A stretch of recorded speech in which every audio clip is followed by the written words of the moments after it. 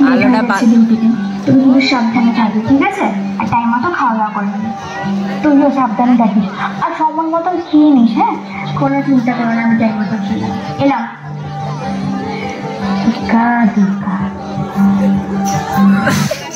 দেখি কিচ্ছু হবে না, এই তো এক্ষুনি সব ঠিক হয়ে যাবে। ব্যাস হয়ে গেল, তুমি রেস্ট করো, যদি কোনো অসুবিধা হয় আমাকে জানবি, ঠিক আছে? আমি বাইরে আসছি।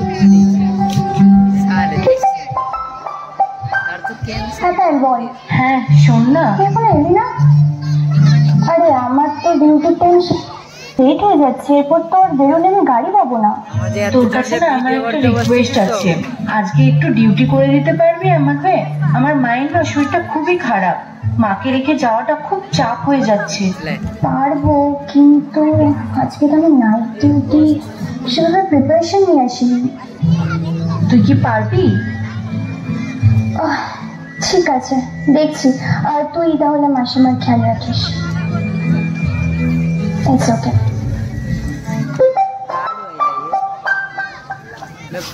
হ্যাঁ বল না।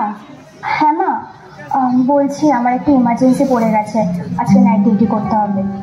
তুমি কিন্তু রাতে খেয়ে শুয়ে পড়ো, ঠিক আছে? চিন্তা করবে না। হ্যাঁ হ্যাঁ ঠিক আছে মা। হ্যাঁ, আর তুই একটু সময় পেলে ঘুমিয়ে নিস মা, বুঝলি? হ্যাঁ হ্যাঁ কোনো অসুবিধা নেই, আর ডিউটি শেষ হয়ে গেলে আমি তোমাকে ফোন করে দেবো।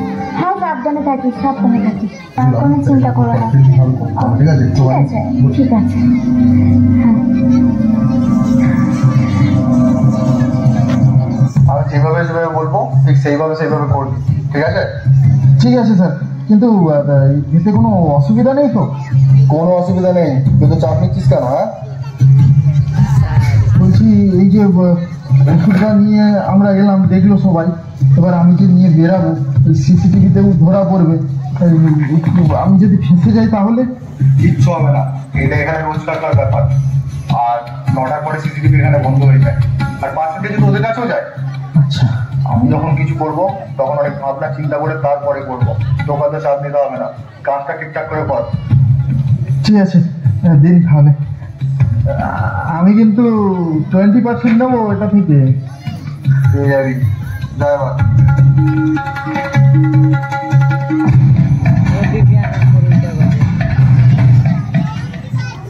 Good evening sir. Good evening. Payel আসেনি এখনো? না, আজকে আসলে ওর মায়ের শরীরটা খারাপ, তাই আমাকে থাকতে বললো। ও আমাকে না জিজ্ঞাসা করে তোমাকে বলে দিল? কোনো অসুবিধা হবে না স্যার, আমি সামলে নিতে পারবো। আচ্ছা ঠিক আছে, তুমি বাইরে বেরোবে না। Okay sir.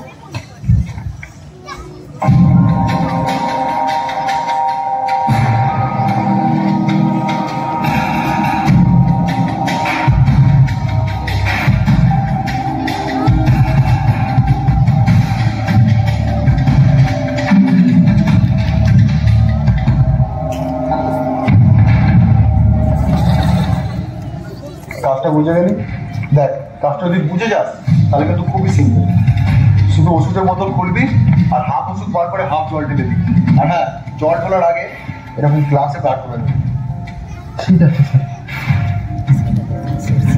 আর শোন, এরকম হুটার কিন্তু বাইরে বেরোবি না, বাইরে কিন্তু সিসিটিভি ক্যামেরা চলছে। তুই যদি এরকম বাইরে বেরোস আর কেউ যদি দেখে ফেলে তাহলে কিন্তু আমরা সবাই ফেসে যাবো। ঠিক আছে, ওই নিয়ে আপনি চাপ নেবেন না। এরকম করতে থাকলে তো আমরা 500 টাকার জিনিসকে 1,500 টাকায় বিকতে পারবো। সেসব মাথায় রেখে ভালো করে কাজটা কর।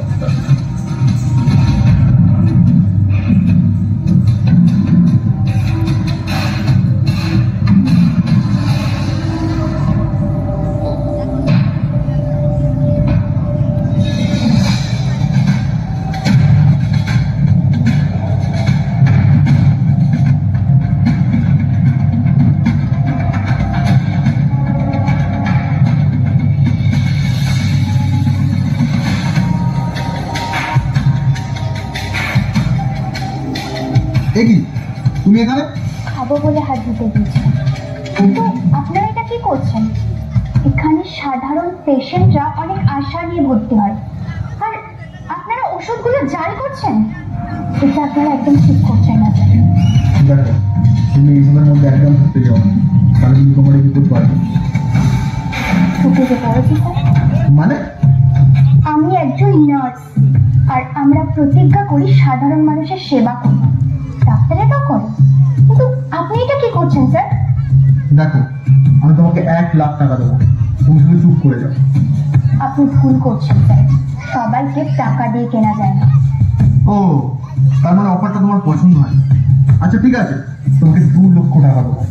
আমার কোনো টাকা চাই না স্যার, আমি চাই এই কাজগুলো এখনই বন্ধ হোক আর মানুষ যাতে সঠিক চিকিৎসাতে ঘরে যায়। বাজে কথা বলো না।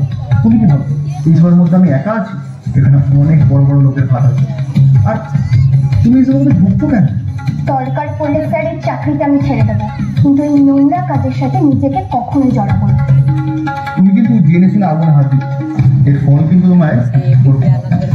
আমি এক্ষুনি ফোন করে সবাইকে জানাই। তুই আমাকে ফাঁসাবি? তোর এত বড় কাজ? আমার যেটা ঠিক মনে হয়েছে স্যার আমি সেটাই করব। আপনি ফোনটা ফেরত দিন। ফোন ফেরত দেবো না। এইভাবে ফোন নিয়ে আপনি আমাকে কতক্ষণ আটকে রাখবেন? আজকে ডিউটি শেষ হলে কাল সকালে বাইরে গিয়ে আমি সবাইকে জানাবো। এই ফোনটা তো আমি আর ফেরত দিচ্ছি না, তুই যা খুশি করো। স্যার স্যার স্যার ফোনটা দিন, আপনি ফোনটা দিন। আপনি দরজাটা বন্ধ করছেন কেন? দেখুন, এভাবে কিন্তু আপনি আমার মুখ বন্ধ রাখতে পারবেন না। কাল সকাল হলেই আমি বাইরে সবকিছু ফাঁস করে দেবো। কালকে সকাল আর তোর জীবনে আসবে না।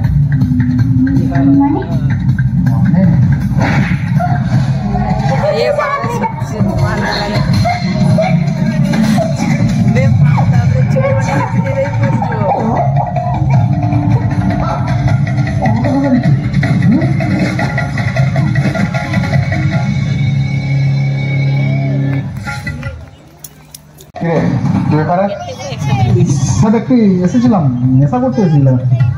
নেশা? মজা করবি? মজা? কেমন মজা? সেই রকম মজা। এরকম মজা?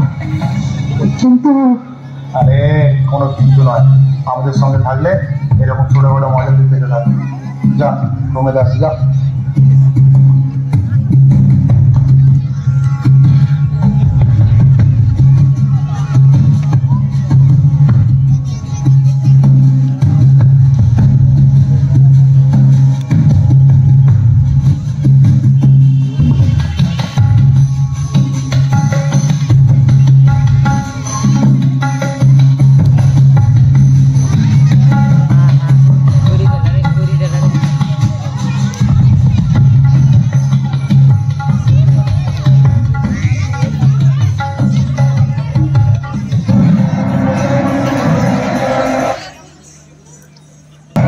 রসুলপুর থেকে বেরোনোর মুখে আমাদের চেকপোস্টের আগে এই 1, 2 আর 3, সেখানে মহিলা জুনিয়র চিকিৎসকের রহস্য মৃত্যু। এই মুহূর্তের খবর, জুনিয়র চিকিৎসকের দেহে একাধিক আঘাতের চিহ্ন ছিল।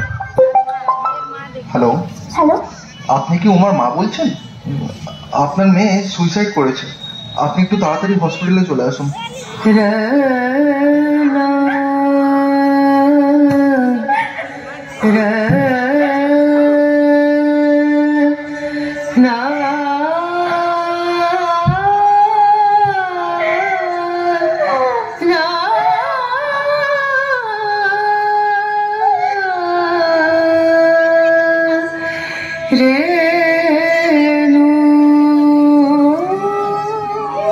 আর কত মেয়ে জীবন দেবে, আর কত বোন মরবে, অল্প একটু সুখের আশায় আর কত কি করবে, নৃশংসতার জলে ডুবে আর কত পাপ ধোবে, অল্প একটু সুখের আশায় আর কতবার ছোবে, আর কিভাবে কামড় দিয়ে ছিঁড়ে খাবে তাকে, অল্প একটু সুখের আশায় নামবে কত পাকে, আর কিভাবে শাস্তি দিলে থামবে এসব কিছু, অল্প একটু সুখের আশায় আর নেব না কিছু, আর কতটা শিক্ষা পেলে ভাববে ওদের মা বোন, অল্প একটু সুখের আশায় আর করবে না ধর্ষণ।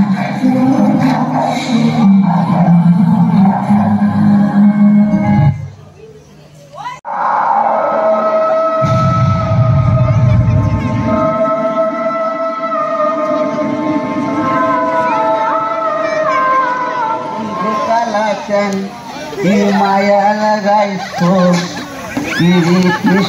খাইয়া আমার পাগল হয় নাই।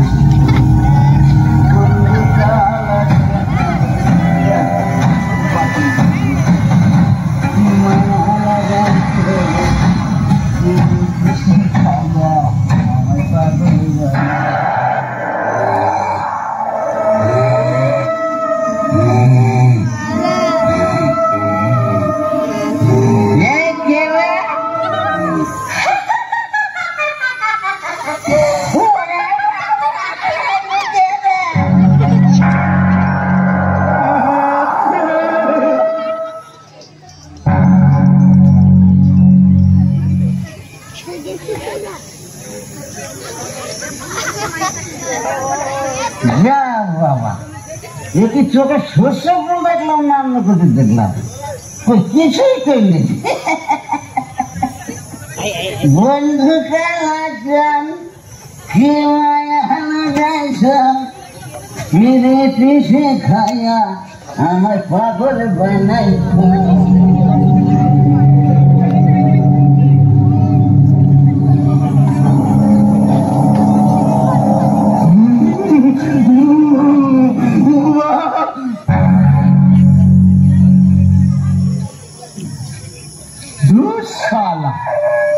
কিছুই তো দেখতে পেলাম না, শুধু শুধু ভয় পাচ্ছি। বন্ধু কালাম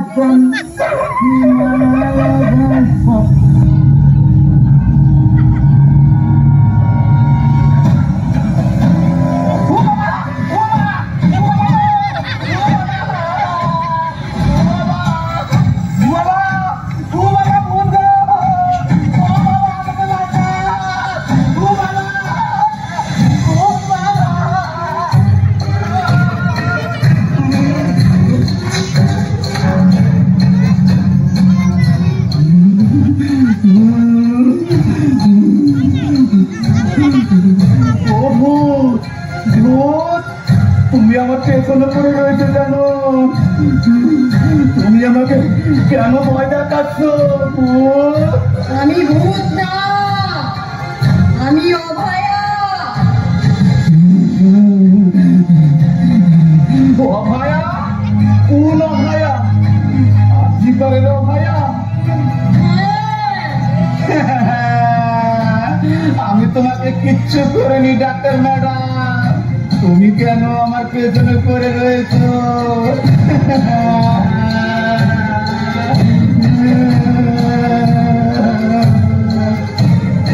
তুই কিছু করিসনি সেটা আমি জানি, কিন্তু তুই ডিউটিতে ছিলি না।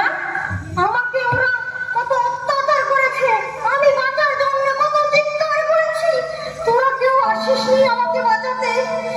আমার চিৎকার তোরা শুনতে পাসনি? কত কষ্ট, কত যন্ত্রণা, হিংস্র পশুর মতো কামড়ে হাঁচড়ে খেয়েছে আমাকে। আমি মরে যাওয়ার পরও আমার আত্মা শান্তি পায়নি। ম্যাডাম, আমি সেদিন ডিউটিতে ছিলাম না, আমি ঘুমাচ্ছিলাম ম্যাডাম।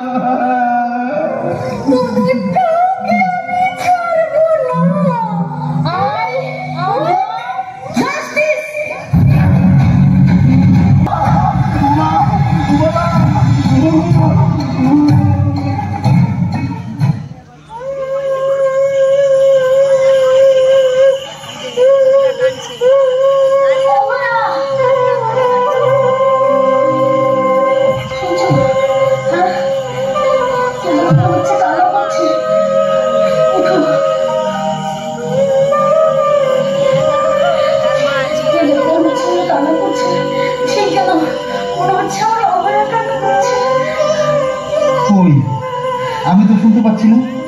আমি শুনতে পাচ্ছি। তুমি মনে হয় স্বপ্ন দেখেছো, তুমি শুয়ে পড়ো। স্বপ্ন দেখিনি গো, শোনো না, শোনো না।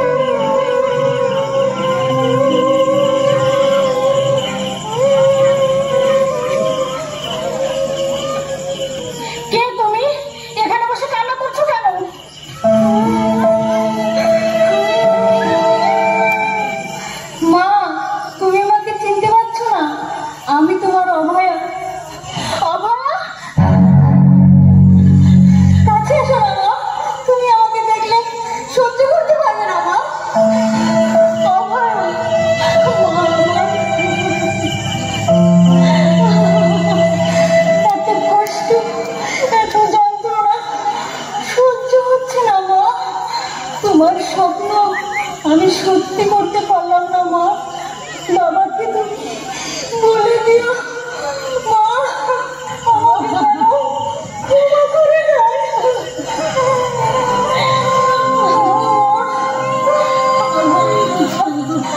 আমাকে যারা মেরেছে তাদেরকে শাস্তি দেওয়ার না পর্যন্ত আমার আত্মায় শান্তি পাবে না মা। তাদের শাস্তি দেবে বলো মা। তুমি আর বাবা মিলে শাস্তি দেবে বলো মা। কথা দাও আমাকে। হ্যাঁ মা, আমি আর তোর বাবা মিলে শাস্তি দেব, তোকে কথা দিলাম মা। অভা, অভা তুই কোথায় গেলি মা? অভা,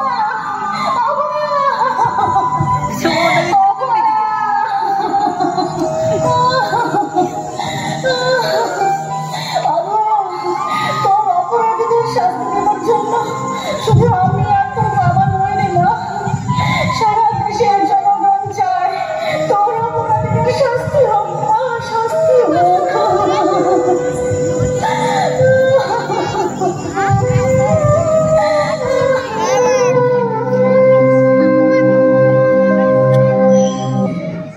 আসুন আমরা শপথ করি, সকল রাজনীতি নির্বিশেষে অভয়াকে যারা নির্মমভাবে হত্যা করেছে তাদেরকে আমরা সবাই মিলে শাস্তি দেব।